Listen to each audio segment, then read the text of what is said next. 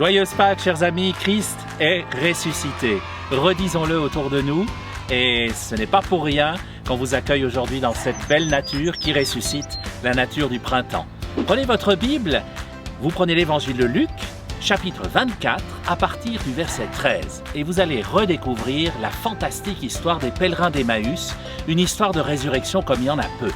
L'intérêt de cette histoire, c'est qu'elle nous donne, dans l'ordre, les 7 attitudes chrétiennes de base. Vous regardez ce que fait Jésus, vous notez et vous trouvez les 7 attitudes que nous devons tous avoir envers nos prochains.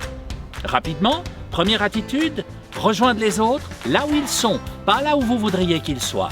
Jésus rejoint les pèlerins en chemin, sur leur chemin de vie.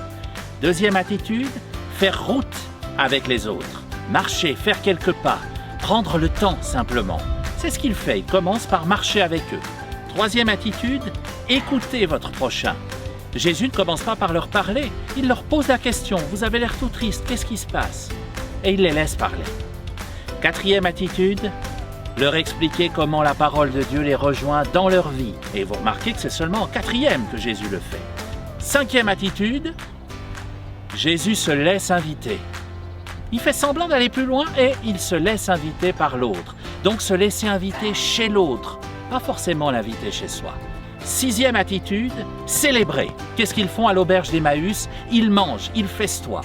Et c'est au moment où Jésus rompt le pain qu'alors seulement ils comprennent qui est en face d'eux.